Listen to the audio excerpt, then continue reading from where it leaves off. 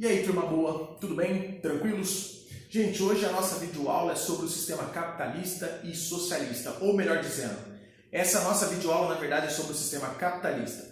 Eu vou mandar para vocês uma sequência de aulas sobre capitalismo e uma sequência de aulas sobre socialismo, tá? Todas no formato videoaula. Mas pessoal, nesse começo eu quero fazer uma introdução para eu poder comparar um pouquinho esses dois sistemas ideológicos. Eles são, e vocês sabem muito bem disso, que eles são sistemas ideológicos completamente antagônicos. O capitalismo defende a propriedade privada. No caso, o socialismo proíbe a propriedade privada, lá é apenas a propriedade estatal. Basicamente, o capitalismo ele defende para a gente o lucro. O socialismo proíbe o lucro. O capitalismo vive da mais-valia. O socialismo prega o fim da mais-valia e a sociedade igualitária. Então, assim, eles são... em essência, por natureza, eles são plenamente antagônicos. Só que, pessoal, tem dois destaques que eu quero fazer sobre capitalismo e socialismo, que às vezes na correria da geografia e da história escolar, a gente acaba deixando passar. Primeiro destaque, pessoal, o capitalismo ele é sim inimigo do socialismo e o socialismo é sim inimigo ideológico do capitalismo. Porém, eles são inimigos recentemente. Se você compara em termos de idade, de origem, o capitalismo é muito mais velho. Como a gente vai ver na aula de hoje, o capitalismo vai surgir no século XV. O socialismo vai começar a ser pensado no século XVIII, vai ser cientificado e teorizado no século XIX e só vai ser posto em prática no século XX. Então, se a gente falar só do ponto de vista da praticidade, o século, basicamente, que marcou o começo do capitalismo é o XV. E o século que marcou o socialismo na prática é o XX. Então, pessoal, não tem como a gente basicamente dizer que essas duas ideologias disputaram o mundo sempre. São 500 anos de diferença de existência entre eles. O capitalismo é muito mais velho, tá? Isso é um destaque. Um segundo destaque interessante é que, apesar deles formarem uma dualidade, apesar deles formarem um antagonismo gritante, marcante na história do mundo, esses dois sistemas fizeram a maior aliança militar da história. Para derrotar o nazifascismo alemão e italiano, basicamente União Soviética e Estados Unidos se alinharam. Inclusive junto à França, junto à Inglaterra. Então você vai ter o capitalismo inglês, francês e americano se unindo ao socialismo soviético para derrotar um mal maior. Na verdade, pessoal, era necessário isso, porque apesar de ideologicamente opostos, o nazifascismo não permitia nem a existência nem de um e nem do outro. Porque o nazifascismo não permitia, por exemplo, nenhuma forma de governo democraticamente livre, economicamente assim autônoma. Então era necessário derrotar esse mal maior. Afinal de contas, ele não permitia nem a existência do capitalismo e nem a existência do socialismo, tá? Então essas são duas observações importantes. Primeiro, eles são inimigos sim, mas eles são inimigos principalmente a partir do século XX só, ok? O socialismo é uma tese ideológica recente, ok? E o segundo elemento de destaque, que eu quis colocar logo no começo dessa aula, tem a ver com relação ao fato do capitalismo e o socialismo serem ideologicamente opostos, mas eles terem formado a maior aliança militar da história, tá? Pessoal, logo de início, eu preciso deixar claro com vocês, eu preciso relembrá-los, na verdade, um fato histórico, vocês já devem ter visto na ciência histórica, que o sistema capitalista, ele surgiu com a falência do sistema feudalista. Precisou-se haver a falência do feudalismo para dar início ao capitalismo. E essa falência do feudalismo, que é um sistema econômico que dominou toda a Idade Média, ok? Basicamente, esse sistema ele vai falir, dando início ao capitalismo ao século XV. Inclusive, pessoal, nessa aula eu quero montar com vocês, inclusive eu vou montar junto com vocês, como se eu estivesse assistindo a aula com vocês, um resumo sobre capitalismo. Mas, pessoal, para a gente montar um resumo sobre capitalismo, primeiro a gente tem que ver alguns aspectos básicos iniciais. Depois, a gente precisa fatiar ele em partes. Vamos lá. Vamos primeiro ver os aspectos essenciais, para depois fatiá-lo em partes, tá? Primeiro aspecto, então, o capitalismo é um sistema econômico, político, ideológico, que vai vir da substituição de um regime que estava em falência, que era o feudalismo, beleza? Eu não vou voltar com vocês na tese do feudalismo, senão nós vamos perder basicamente tempo e vocês conseguem trabalhar isso em história. Segundo aspecto fundamental, o capitalismo ele vai demonstrar uma fortíssima velocidade de ocupação e enraizamento na Europa Ocidental. É a Europa Ocidental que recebe o capitalismo em essência, ok? Tanto que vai se enraizar fortemente ali naquela região, ok? Outras regiões do mundo ainda apareciam traços muito primitivos e atrasados, e a Europa Oriental ela vai ter traços primitivos e quando ela se civiliza um pouco mais, se moderniza um pouco mais, ela recebe doses gritantes de socialismo. Por isso que a Europa Oriental, né, o leste europeu, basicamente é uma região um pouco mais atrasada e assim por diante, ok? Então, basicamente o sistema capitalista ele vai vir para substituir o sistema feudalista que estava vindo em falência no final da Idade Média. Ele vai se enraizar fortemente nas nações da Europa Ocidental, que eram áreas já passando por civilizações mais completas e mais complexas, ok? Enquanto que o restante do mundo ainda acompanhava-se um grau muito primitivo de evolução econômica, tá? E o terceiro traço fundamental do capitalismo é que ele é fortemente dinâmico. O capitalismo é muito dinâmico, pessoal. Inclusive ele é dinâmico e cíclico, ok? Cíclico porque o capitalismo ele demonstra períodos de evolução, evolução, evolução, evolução e esgotamento. Só que aí o esgotamento do capitalismo não gera falência do sistema, gera como se fosse uma reforma. Ele se reconstrói, ele veste novas roupagens para voltar a se desenvolver. Pessoal, essas evoluções do capitalismo podem ser vistas de várias maneiras. O surgimento de novas fontes de energia, de novas tecnologias, novas fontes de geração de riqueza e acúmulo de riquezas.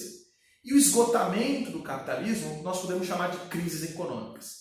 Crise de 29, crise do petróleo, crise de 2008 são exemplos de momentos de esgotamento do capitalismo. Karl Marx, né, que basicamente é o principal teórico do socialismo científico, ele já previa que o capitalismo entraria e enfrentaria esgotamento. Só que, na verdade, Karl Marx acreditava que o esgotamento do capitalismo geraria tal crise, tão profunda e enraizada, que o capitalismo não conseguiria se reerguer. Aí o socialismo seria um caminho único e inevitável. Beleza? O capitalismo é tão dinâmico que, ao invés de afundar na crise, ele se reinventa, ele cria novas roupagens, se reforma e volta a avançar. Então acabamos de ver três aspectos fundamentais. Veio para substituir o feudalismo em falência, vai se enraizar na Europa Ocidental por um alto nível de desenvolvimento dessa região, de evolução, ok? E ele também apresenta um forte dinamismo, capacidade de se reinventar e se reencontrar, beleza? Isso é fundamental. Beleza. A segunda parte que eu falei que era fundamental, que eu quero fazer junto com vocês, é dividir o capitalismo em porções. O capitalismo não só pode, como ele deve ser dividido em fases do capitalismo, tá?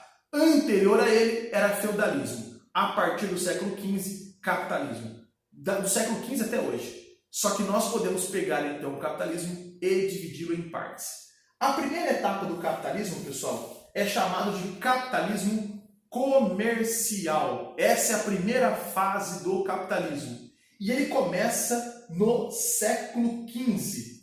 Beleza? O capitalismo comercial ele começa no século XV. Mas peraí, o que marca o começo do capitalismo, fase essa chamada de capitalismo comercial? Pessoal, século XV é quando começam as grandes navegações. As grandes navegações, então, pode ser considerado o evento político que é marco, ok? Para o surgimento e o início do capitalismo em sua primeira fase, a sua fase ainda embrionária, tá? No comecinho de tudo. E o capitalismo comercial, essa fase se arrasta até o século XVIII. Capitalismo comercial vai do século XV ao século XVIII. Pessoal, eu quero que vocês construam junto comigo esse resumo aqui, tá? Por isso que eu estou fazendo isso com vocês, beleza? Mas, pessoal, o motivo pelo qual o capitalismo comercial ele recebe esse nome tem a ver com o que gera riquezas. Olha o nome desse sistema ideológico. Capitalismo. Capitalismo significa a acúmulo de capital, acúmulo de riquezas. As outras fases do capitalismo também terão seus nomes atrelados àquilo que permitia gerar riquezas. Vou colocar o seguinte, ó. Na primeira fase do capitalismo, o que permitia acumular riqueza eram 3 fatores, era uma tríade, tá? O primeiro fator que vai permitir acumular riquezas vai ser a exploração colonial. Exploração colonial é um dos pilares que permitiu, neste momento, entre o século XV e século XVIII, acumular capital, acumular riquezas, ok? Esse era um dos caminhos, beleza? Por isso que capitalismo chama capitalismo, acúmulo de capital. E a primeira fase é chamada de comercial, porque tem a ver com o que permitia a geração de riquezas. Então, exploração colonial era um dos pilares. O segundo pilar é comércio altamente lucrativo. Coloca aí, pessoal. Comércio altamente lucrativo. Ok? Esse é o segundo pilar que permite o acúmulo de capital nessa época. É claro que o comércio era altamente lucrativo, porque o comércio era baseado na exploração colonial. Portugal vendia e trocava mercadorias que não eram, na verdade, essencialmente delas. Eram de suas colônias. Então é a mesma coisa de eu invadir a sua casa, pegar a sua geladeira e vender. Eu não tive gasto algum, eu explorei a sua riqueza e estou vendendo e lucrando com isso. Era o que acontecia. A Inglaterra explorava suas colônias e vendia as riquezas. Portugal invadia suas colônias, inclusive o Brasil, e vendia suas riquezas. A Inglaterra basicamente invadia suas colônias e vendia suas riquezas. Então, o comércio altamente lucrativo, junto com a exploração colonial, era o que permitia acúmulo de capital neste momento. E o terceiro pilar, que também vai permitir o acúmulo de riquezas, é o metalismo e pirataria. Ou seja, acúmulo de pedras preciosas, metalismo, e no caso, pirataria, o roubo e o sequestro de mercadorias estrangeiras, ok? Pirataria hoje, pessoal, é sinônimo de cópia, né, de produtos originais, é a cópia. Pirataria nessa época não, é a pirataria oficial, original mesmo, né? Seria o roubo de mercadorias que na verdade foram exploradas por outros impérios, ok? Por outros poderes. Então, exploração colonial, comércio altamente lucrativo, metalismo e pirataria é o que permitiu do século XV ao século XVIII, fase embrionária do capitalismo inicial, acumular riquezas. Inclusive Karl Marx, ele vai criar um conceito, né? Ao analisar o capitalismo, a história do capitalismo, Karl Marx vai criar um conceito. Ele vai dizer que vai ocorrer nessa época, na fase embrionária do capitalismo, a acumulação primitiva de capital. Isso é um conceito, pessoal, marxista. É um conceito de Marx. Acumulação primitiva de capital. Olha a expressão, acumulação primitiva. Se acumulação é a aglomeração, é a junção, é juntar. Primitiva é que é primeiro, capital é riqueza. Então é a primeira vez que ocorre o acúmulo de riquezas. Mas, pessoal, quem está, afinal de contas, será acumulando riquezas? O rei? Possivelmente. Mas será que é só ele? Pessoal, eu vou pegar duas figuras importantes aqui.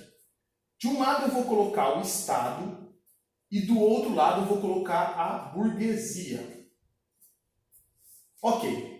Entre o século XV e o século XVIII, quem será que é o Estado nesse momento da história? O Estado é o rei. O Estado é aquele cara que concentra todo o poder nas suas mãos. Entre o século XV até o comecinho do século XVIII, a forma de Estado predominante que nós tínhamos é o Estado absolutista. Okay? É essa forma de Estado, Estado absolutista. E quem é o burguês nessa época? Entre o século XV até o começo do século XVIII. O burguês hoje para a gente é a elite, é quem possui os meios de produção. Nessa época não, pessoal. Nessa época, o burguês era um pobre coitado. Eram comerciantes que viviam nos burgos. Os burgos são as áreas em torno dos muros dos fortes, ok? Ali é chamado de burgo. Quem vive fora do muro, ou seja, que não tem não tem função religiosa, não pertence à família real, nem função de guarda, vivia do lado de fora. E se praticava o comércio, era chamado de burgueses, ok? Esse burguês era um pobre coitado. Ele era um simples comerciante, ok? E o Estado absolutista, esse Estado que está concentrando o poder na mão do rei, ele basicamente vai contar com essa burguesia para poder acumular pedras preciosas. Ele vai contar com a burguesia para explorar a colônia. Ele vai contar com a burguesia para fazer o comércio. Ou seja, exploração colonial, comércio altamente lucrativo, metalismo e pirataria era praticado pela burguesia a mando do Estado absolutista. Só que o burguês ele aceitava isso, obviamente além do medo, ele aceitava isso porque para ele valia a pena. Olha como vale a pena. O Estado absolutista vai financiar a navegação e o burguês vai praticar a navegação. Tá? Lembrando que o burguês nessa época era o comerciante. E por que o burguês aceitava topar essa parada? Porque enquanto que o Estado pede para o burguês trazer colônias, trazer para eles pedras preciosas, o burguês pode aproveitar das grandes navegações e praticar comércio, ampliar o seu comércio. Então, pessoal, vale a pena para ambos os lados. Se o Estado financiava a navegação do burguês, o Estado tinha automaticamente, em contrapartida, novas colônias e pedras preciosas.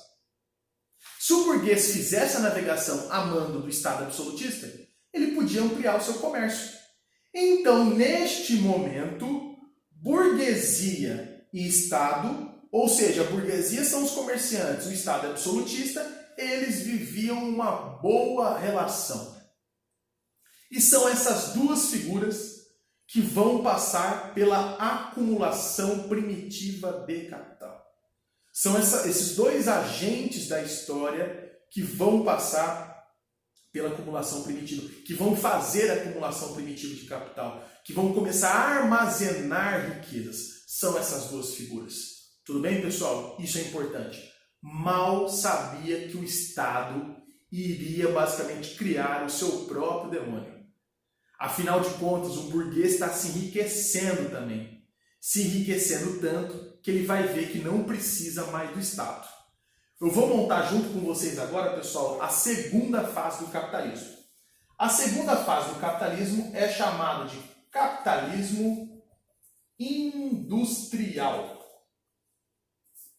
Capitalismo industrial. Essa é a segunda fase. Saímos da fase embrionária, que é o capitalismo comercial, e agora vamos entrar no capitalismo industrial, tá? O capitalismo industrial, ele começa no século XVIII. Eu acho que eu não preciso nem perguntar para vocês o que marca o início do capitalismo industrial. A Revolução Industrial. E ela vai se arrastar até o comecinho do século XX, essa fase aí. Certo, pessoal? Então, nossos bisavós, até nossos avós, viveram essa fase do capitalismo, o capitalismo industrial. Do século XVIII até aproximadamente o século XX, tá? Para manter a mesma ordem de comparação, vamos encaixar aqui, pessoal, o que permite a geração de riquezas nessa segunda fase do capitalismo. Nós vimos que a primeira é a exploração colonial, comércio altamente lucrativo, metalismo e pirataria. E agora, na segunda fase do capitalismo, o capitalismo industrial, mantém-se a exploração colonial, só que agora a exploração colonial tem outras funções. Com o surgimento da indústria, agora as grandes nações, potências, não buscam mais nas colônias apenas metais e pedras preciosas. Eles buscam em suas colônias matéria-prima e mercado consumidor. Então agora a busca na África, a busca na América, a busca na Ásia é de colônias que possam oferecer matéria-prima para a indústria e, no caso, regiões e áreas que oferecem mercado consumidor, que podem consumir os produtos produzidos pela indústria. Inclusive, pessoal, vai ser nesse momento da história, aí na metade para o fim do século XVIII até o século XX, que o regime de escravidão vai começar a se encerrar no mundo. Porque não faz sentido ter regime de escravidão. Porque se a produção agora vai ser em nível industrial, então a produção vai ser em larga escala. Se ela vai ser em larga escala, eu preciso de mais consumidores. Mas se eu tenho sociedades escravas, eu não tenho sociedades que consomem. Por isso que fator econômico, vai ser o surgimento da indústria, que vai pressionar várias regiões do mundo a acabar com a escravidão. O intuito não é uma liberdade humana, não é uma questão empática, né? Não é uma coisa assim sobre pensando na dignidade da pessoa humana. O fim da escravidão é pressão econômica. Precisava gerar mercado consumidor. Basicamente, escravos não têm renda. Se não tem renda, não consomem. Então a indústria entraria em falência. Além de explorar a colônia com o objetivo de alcançar matéria-prima e mercado consumidor, a principal fonte de geração e acúmulo de riquezas vai ser a produção fabril, ou seja, a produção industrial. Vai ser a produção industrial, a produção fabril, junto com a exploração colonial, que vai marcar o acúmulo de capital durante a segunda fase do capitalismo, século XVIII até o século XX. Como aqui já não é a primeira vez que acumula-se riqueza, Karl Marx não chama isso de acumulação primitiva de capital. Mas Karl Marx vai criar um outro conceito para essa fase do capitalismo. Karl Marx vai dizer que é aqui, no capitalismo industrial, que começará a haver mais-valia. Mais-valia também é um conceito marxista, tá, pessoal? Mais-valia. Mais-valia é a exploração do trabalhador, tá? Ou melhor, sobre o trabalhador. É a exploração que se faz sobre o trabalhador para que a burguesia alcance lucro. Beleza? Tem gente que trata a mais-valia como lucro, não. A mais-valia pode ser vista como a exploração sobre o trabalhador para que a burguesia consiga extrair lucro. Só que, pessoal, aqui tem uma coisa também que muda. A relação entre Estado e burguesia. Pessoal, lembra que eu comentei com vocês que não vai ser só o rei que vai acumular riquezas? A burguesia também vai acumular riquezas. Tantas riquezas que ela não vai ver mais a necessidade do Estado. Para que eu vou ter um Estado pesado, que cobra impostos, que me cobra, se agora eu tenho fábricas, se eu investir em máquinas, eu posso gerar minha própria riqueza. Eu não posso ter ninguém me financiando. Eu não preciso mais disso. Eu consigo, através dos maquinários, gerar minha própria riqueza. Então, eu não preciso do Estado. É exatamente a conquista de independência econômica da burguesia que vai gerar para a gente um fato histórico chamado Revolução Francesa. Revolução Francesa é quando a burguesia francesa, que depois se esparrama para outras regiões do mundo, vão se unir, vão se organizar para derrubar o Estado absolutista. Para que eu vou ficar um rei? Para que eu vou ter um rei que me cobra impostos, que me pressiona, que tira parte de minhas riquezas, se eu consigo gerar minhas riquezas independentemente, autonomamente? Então a burguesia, durante a segunda fase do capitalismo, o capitalismo industrial, vai se organizar e vai derrubar o rei. Okay? Esse fenômeno é chamado de Revolução Francesa e a queda do rei é marcado pela queda da Bastilha. Tá? É a partir do capitalismo industrial que a burguesia deixa de ser comerciante e ela passa a ser um dono de meio de produção. Ou seja, ela aí começa a se alavancar e ser elite. Então ela deixa de ser, no capitalismo industrial, a burguesia deixa de ser comerciante. Ela passa a ser um dono de meio de produção. E é aqui que o Estado cai. O Estado deixa de ser absolutista. A partir da segunda fase do capitalismo, a partir da Revolução Francesa, cai o Estado absolutista e surge o Estado moderno ou o Estado-nação. Estado moderno ou Estado-nação é a mesma coisa. É o Estado pós-Revolução Francesa. É esse que o poder já não está mais na mão do rei. O poder está dividido em poderes, executivo, legislativo e judiciário. E o Estado moderno-nação não é esse mais que alguém tem todos os poderes na sua mão. Agora quem tem o poder é o povo, elegendo seus governantes. Okay? Então o Estado, a partir da Revolução Francesa, a partir da segunda fase do capitalismo, capitalismo industrial, passa a ser o Estado moderno ou Estado-nação. E a burguesia deixa de ser comerciante, ela passa a ser dono de meios de produção. Pessoal, vou fazer uma pequena pausa agora para a gente voltar depois na terceira fase do capitalismo, o capitalismo financeiro.